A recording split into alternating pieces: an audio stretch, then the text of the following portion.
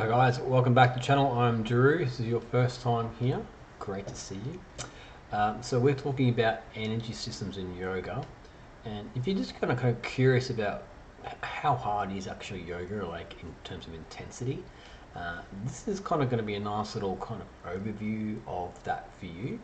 We're going to look at basic energy systems, and then also there's a really cool study that we're going to look at. It's kind of did a really lot of work on figuring out different yoga asana and how much energy is used on it. So this will give you a bit of an idea of if you're kind of creating a practice or a class, just kind of what it is that you're doing in terms of intensity. Also, intensity is how we kind of then measure how hard something is in terms of exercise.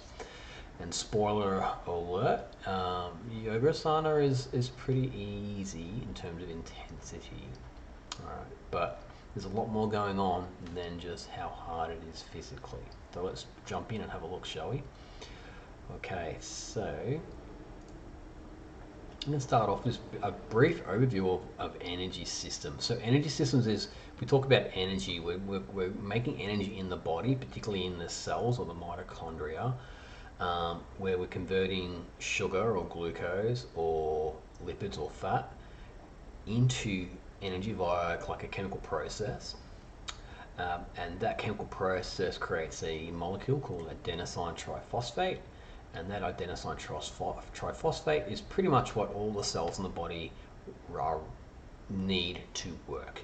So more energy equals the cells can work, so they can do their function, they can repair, they can autophage, so they can self-destruct. So whatever it is the cell's function is, it pretty much will need ATP to do the job. So all muscles, for example, require ATP to contract to create movement. No ATP, no muscle contraction, no movement. The more energy that you're making in the body, okay, the greater the energy demand is. And the body has these three systems that allow us to move between high energy demands and low energy demands, short and intense bursts of work versus long and sustained work rate. So depending on what you're doing and how long you're doing it for and how hard, you'll be moving in and out of these three primary energy systems. So we have here in the red the immediate energy system, which goes for about 10 seconds. Then the next one is the short-term system, which is from 10 seconds to about a minute, 60 seconds. And then from 60 seconds ongoing will be this green one here, which is your long-term system. So the green one is often referred to as aerobic, that means with oxygen. And then the red and the yellow one here is anaerobic, which means without oxygen. So that means these ones work regardless of if you've got oxygen available or not in the cell. This is why you can't do a lot of work very long without breathing, okay? Because you only got like less than a minute before this kind of capacity really starts to drop off, and then you need to kind of switch into this aerobic energy system. So we all three are always working together, and then it's kind of adjusting to depending on what it is you're doing, how hard or how long you're working for. It's one of the really important components of breathwork or pranayama. You want to learn how to breathe correctly so you can kind of regulate this kind of energy system in your body. Most yoga will be in this green system here, which will be a lower intensity system. So most of you, as you'll find out as we go into the study, will be living in here. Some of the more stronger, vigorous postures in yoga may be dipping into these systems here. Like if you go from a downward facing dog and you jump into forward fold or to a half lift, you're going to use a little bit of this energy to do the jump. But primarily you're going to be moving between the green and the yellow. Okay. So a quick little kind of overview of energy production in the cell. So this is the chemical reactions that are happening, and we'll definitely go into more detailed kind of video at some point describing the different chemical reactions that are happening to create energy.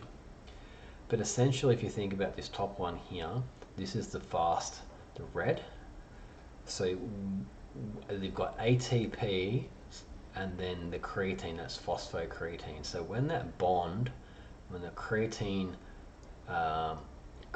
phosphate cleaves off the ATP, it releases this energy molecule here, ADP, which then creates one energy molecule. So you get one bond broken and it creates one energy molecule, for it's a 1-for-1. And this is energy that's already stored in the cell, ready to go.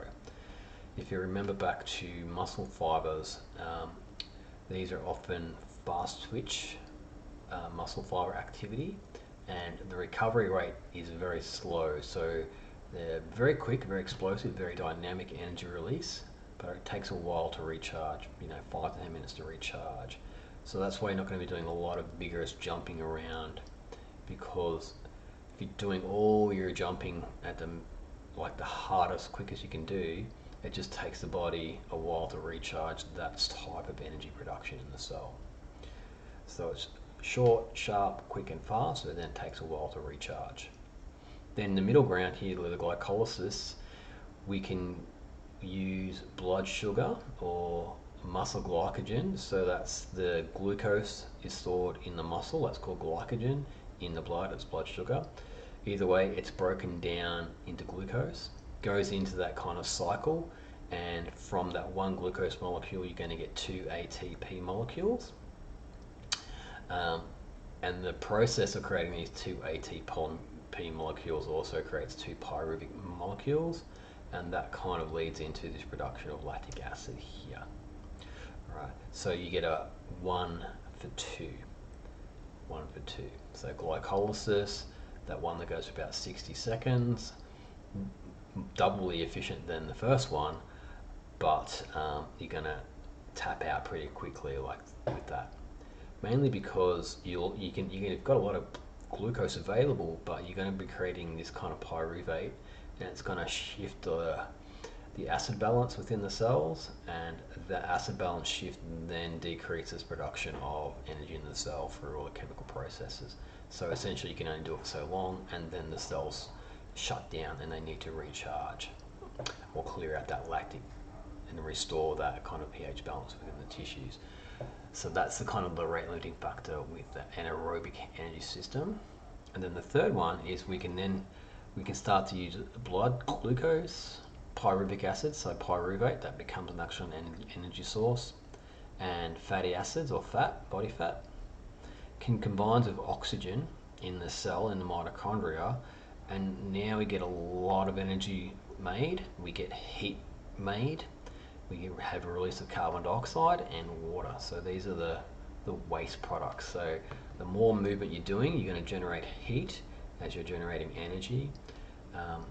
Part of the process of creating the ATPs, it frees carbon dioxide, CO2, and water. So then water will go reabsorbed back into the system, and CO2 will be reabsorbed into the bloodstream and circulated back to the lung and then exhaled, depending on what you're doing. So then you're getting a lot more byproducts coming out, if you will. But the rate is a lot slower, so this can actually be done very smoothly and very evenly and sustained over a long period of time. So in yoga, you're most likely going to be using this energy system here. So you're going to be using either sugar or body fat with oxygen to make energy over an hour or so of the class, depending how long your class goes for. So we're going to look at a bit of a study. I'll just quickly jump to the study here. So this is a study, Hatha Yoga practices, energy expenditure, respiratory changes, and intensity of exercise. So this is a pretty cool paper because it took a standard Hatha practice, measured the energy expenditure of individual asana and then the overall practice, respiratory changes, so CO2, O2, respiratory rate, tidal volume, so how the lungs are working essentially, and then also kind of rated the intensity, so how hard the actual practice was. So this is super cool. It's quite a detailed paper. So if you're into the kind of the nerdiness of it, definitely jump on the link and look it up. You can just get on Google. It's a free access paper, and you can kind of go right into a lot of detail about individual asana and practices. The general kind of takeaway from this paper, looking at energy systems in yoga, is essentially you don't use a lot of energy in yoga, particularly the style or the way they practice it during the study, and we'll talk about that in a minute. It's about the equivalent of light walking. So they compare it to like riding a bike or walking, and they were using a lot more energy than the actual yoga was itself. So you can see intensity of yoga practice in the study was in the range of 9.9% to 26.5% of VO2 max. So you kind of, that's comparison to the walking and cycling study was lower. So you're not going to use this style of exercise, this style of Hatha Yoga that they described in this study to get fit with. It's not a exercise style to increase fitness or energy per expenditure per se. Doesn't mean you're not going to do it, because there are a lot of valuable reasons to do yoga. I'm going to talk about that as well. So if we kind of go to this slide to give you an idea. So this is where yoga is on in this kind of chart, and METs is like an energy value. So the higher this number here is, the more energy that you're using, and this is a very standardized, well-used measurement in exercise physiology world. So yoga is right down the bottom, and just like walking for pleasure uses more energy than actually doing yoga. Okay. Alright, so you're not going to get a lot of energy from doing a yoga practice burnt per se.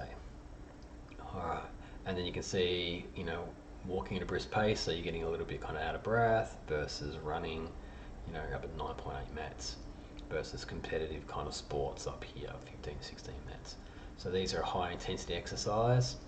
So you do them maybe once or twice a week, these really hard intensity bouts, unless you're really well trained. And kind of more in the middle here, swimming, running, walking, kind of in this range here.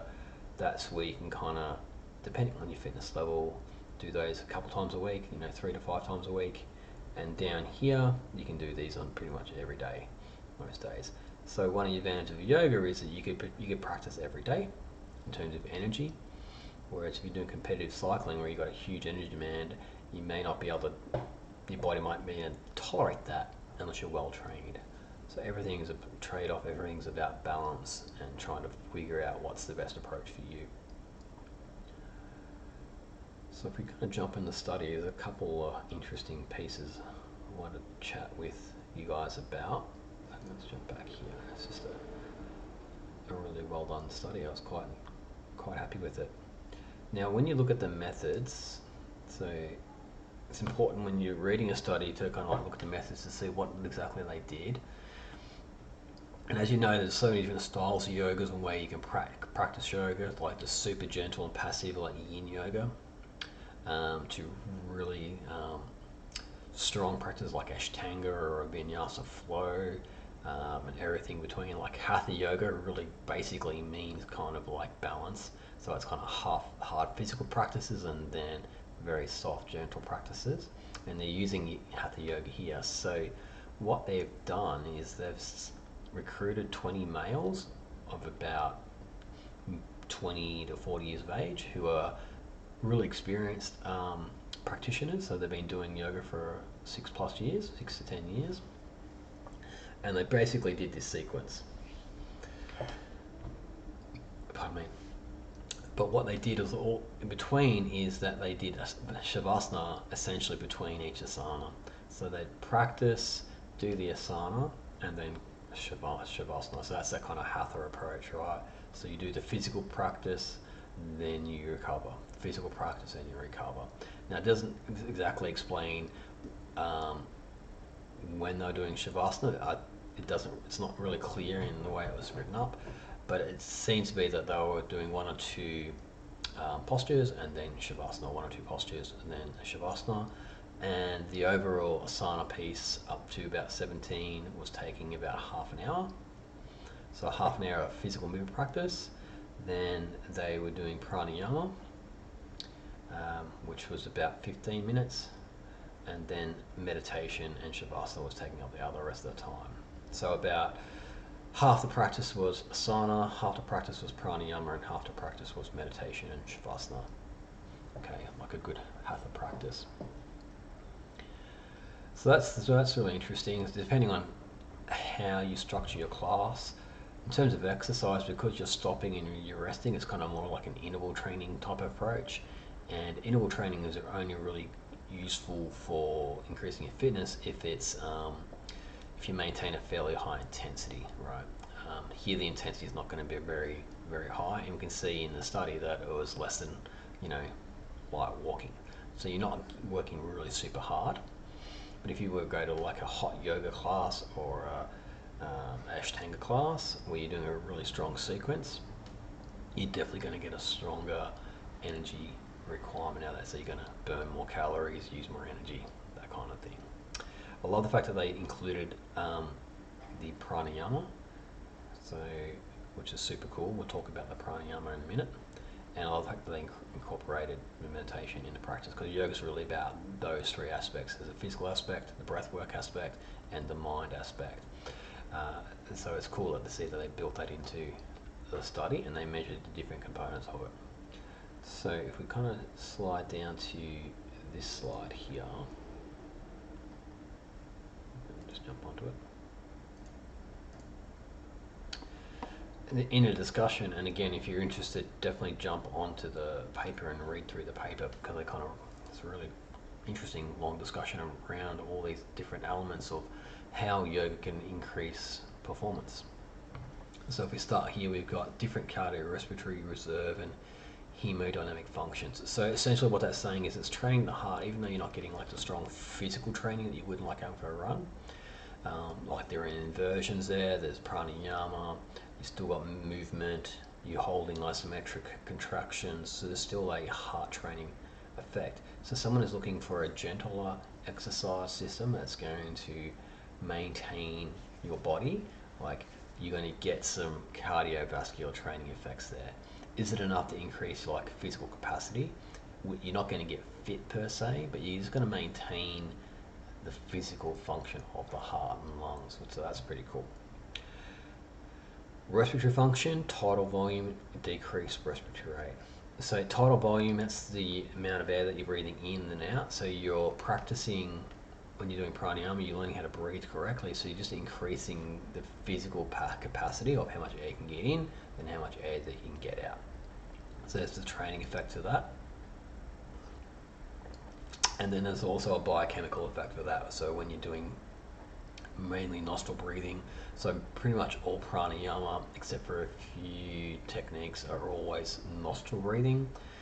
And so, that's going to help with oxygenation of tissue via regulation of carbon dioxide and nitric oxide levels in the body. Oh, getting a dry mouth. So you're increasing your breathing function and you're decreasing respiratory rate. So you're slowing down the respiratory rate, and there's a really powerful link between respiratory rate, heart rate, and HRV. So heart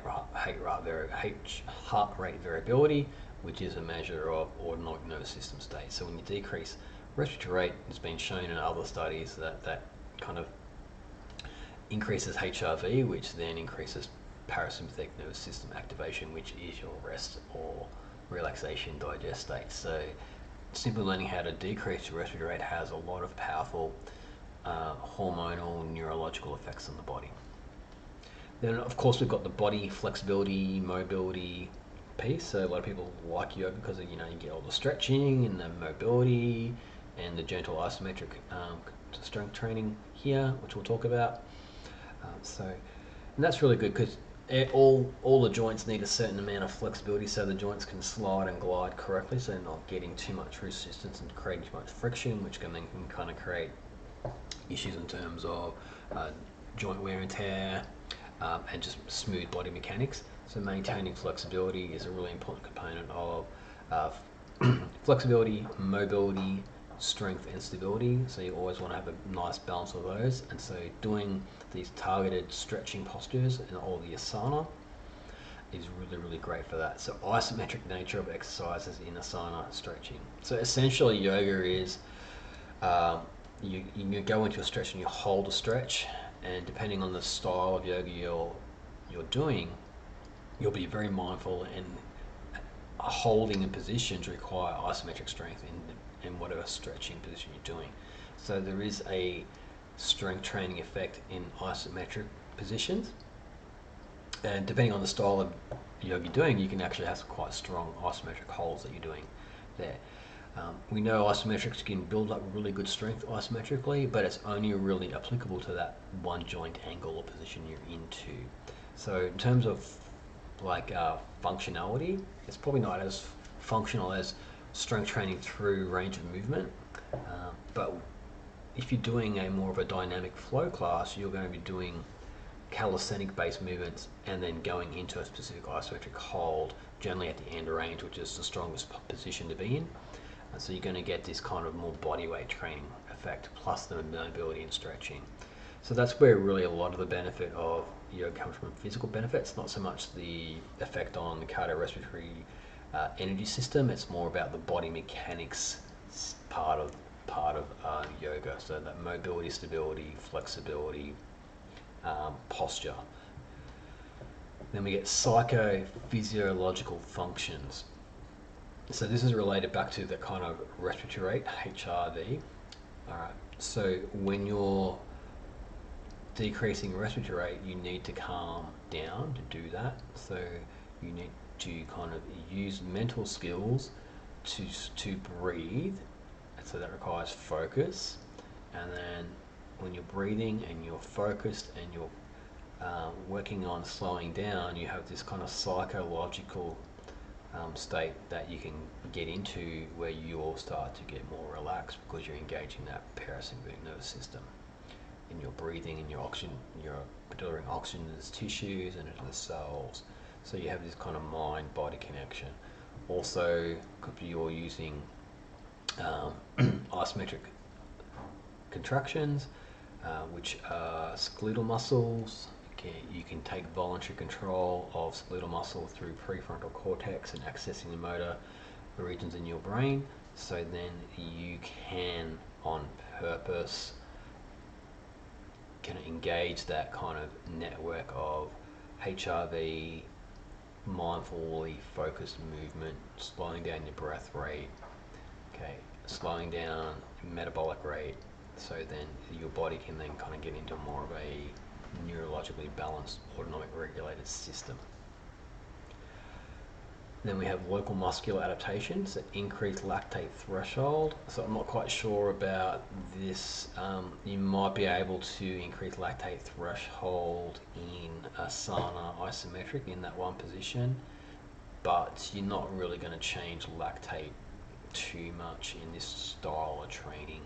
It might be very specific to the position you're holding into. But in terms of like, if you're doing yoga to increase your lactate threshold for a run, I'm not sure how much transferability that has there. And definitely decrease perceived exertion of exercise. So as you get stronger in any exercise or more fitter, your mind-body connection, you can tolerate more.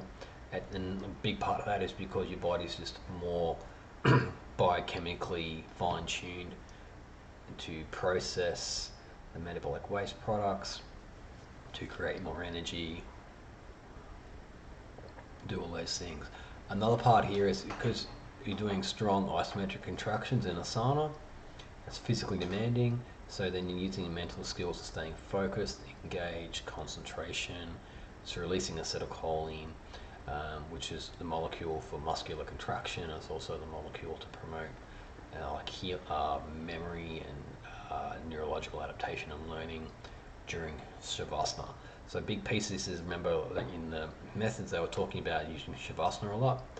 So what they're doing, this is one of the really cool parts of the yoga practice, is they have a physical practice plus a breath practice, then they go into the Shavasana, and so then the body has this chance to kind of repair, restore, regenerate and learn, and then they repeat. So it's really kind of complex but finely tuned, integrated approach to movement. So that's where it goes beyond just physical energy expenditure. So if you're doing yoga to get fit, it's not going to work. You're not like go for a run, ride a bike. That's how you're going to get physically fit. But if you're doing yoga to like increase body flexibility and movement capacity in terms of posture and flexibility, mobility, stability, you want to regulate your nervous system, you want to increase your breathing, get more oxygen to the cells, increase your energy production in the cells, tissue healing, repair rate, being able to modulate from stress, so stress of physical practice, then to on purpose going into a relaxed state with pranayama and then into shavasana. You're practicing this kind of very much this seesawing of physical, mental, biochemical states. And because you're actively doing shavasana, you're going to get a lot of acetylcholine released into the brain, which helps that kind of wiring of new neural circuits. So we've got a lot of things going on that's happening in yoga. So when we come to looking at a table like, back to the wrong one, here, and yoga's down the bottom, that's the least energy expenditure. That's not necessarily a bad thing, because we might be doing yoga for all these other different reasons. Okay, so that's one of the really powerful aspects of yoga is often when you go to a yoga class, you are on purpose doing psychological practice, biochemical practice, physical practice, all built into one. So it's a more integrated, holistic approach. Not to say that if you go for a run, like a fast run, and you get into these kind of flow states, it's a similar kind of state that you can get into in a yoga state. All right, so what we'd call nirodha, or this kind of optimal functioning of the mind state. So where it's often described as being calm, focused, energized, and alert. So if you get into a flow state in a run or going for a ride, you'll find that as too. So then the selection of the exercise, they're all kind of in some way doing the same thing. It's just about choosing the right exercise that matches your body. In fact, I train people to lift weights, and we've got one of my clients who I'm training lifts, he's times 2 body weight deadlift for multiple reps, like it's quite strenuous. And I say when he's doing it, you're doing yoga, because he's got this psychophysiological function. He's like mind body is fully connected. He's moving from isometric to eccentric concentric movement, so he's getting lots of physical training. He's increasing his perceived exertion level. He's training not so much lactate threshold, but more of the ATP PC energy system. We taught him how to breathe correctly during the movement, so he's increasing his respiratory function. What resistance training increases cardiorespiratory function as well, and we do a lot of mobility and flexibility stretching before and after. So his deadlifting training is really a form of yoga as well. So it's not so much about getting caught up on specific asana, it's more about the underlying reason and the integrated nature of what you're doing for yoga. So to me, I don't personally get too caught up on which asana I'm doing. All these postures here, they're all cool, they're all great, but to me it was like, well, what's the overall purpose of all these postures here? And when we break them down, if you break down all these 17 postures, what you'll kind of go through is that pretty much all the major muscles and joints have been mobilized, stretched, and strengthened. But then we have a breathwork practice here, so we've got alternate nostril breathing here and various other breathwork practices. We've got some sensory work here, so closing the eyes, closing the ears, breathwork, and then meditation, and then shavasana. So we've got a really kind of integrated approach to practice, which is what we want to do.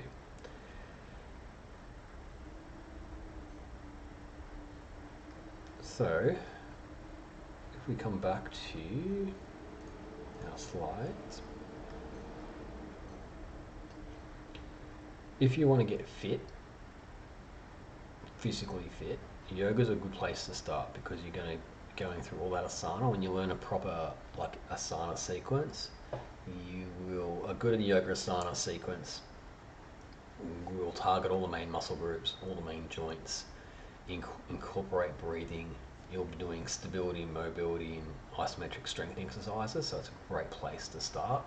But you're not going to get the physical fitness conditioning that you would need to have a really well-rounded, robust kind of body. And we know that physical fitness, like what's called a VO2 max, like the bigger your VO2 max is, so like just how much energy you can do, how much work you can do, is a really powerful correlate to longevity. So to explain that, if you are looking on longevity, you probably want to be able to do exercise around this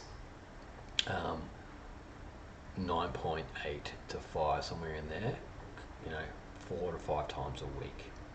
Okay, and unfortunately in a yoga practice you're not going to get that. So yoga needs to be supplemented, in my opinion, with other forms of exercise where you're training the cardiovascular system, the aerobic and anaerobic system particularly.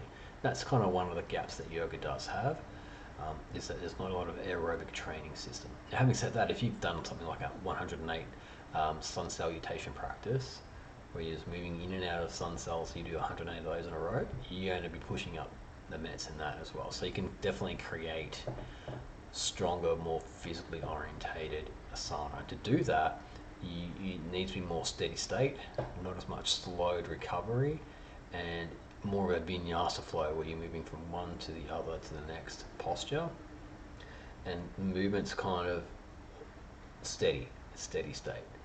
So you're not holding postures for a long period of time, because it's that kind of continuous repetitive movement which really trains the aerobic system in terms of fitness. So you want to move into that, or do your yoga at the relaxed version, and then add in your running or your cycling, your swimming as a secondary modality of exercise.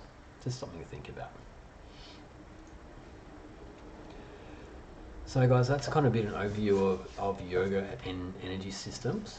To give you a bit of an idea of just how much energy do you use during yoga. Not a lot, but there are a lot of other very, very powerful benefits to doing yoga. So you're not going to get fit, but you can get very, very healthy, and you can get very good in terms of regulating your nervous system, regulating your breathing and your respiratory system, getting all your joints working really well, increasing your posture, flexibility and mobility. And these are all great tools, because they'll allow you then to kind of get out into the world and kind of enjoy your life doing other things in your life, which is what it's all about. Asana really classically is just about a stepping stone, so that you can really get into more pranayama and more meditation. Okay, because what they found is when people are doing lots of meditation, lots of sitting, their physical body gets deconditioned. All right, and so if your physical body is deconditioned, then you can't get out and do things that you need to. So then part of yoga is just maintaining good physical function, because if you've got injury, and then that's a barrier to you doing further practices or living your purpose. So you just maintain your physical body in a really good shape, and that sets you up for practices of breath work and meditation, and then exploring the mind, which is kind of probably the ultimate goal of yoga, is really understanding the mind, if that's possible. So thanks guys for watching. If you have any questions, please feel free to shoot me a message, drop a line in the comments below. I'd love to know your thoughts around yoga and energy, and how intense it is for you. We'll definitely do more kind of study breakdowns in the future, but today I just want to give you a bit of an overview of what kind of energy systems are doing and how hard yoga is, and put in a bit of a context and a bit of a framework for you. And if you would like to see more of these videos, please do the subscribe and like and share. That way we can spread the knowledge, we can grow the channel, so I can keep doing these videos and sharing the knowledge and helping everyone with their practices with yoga. So I'm Drew, see you next time. Thank you very much.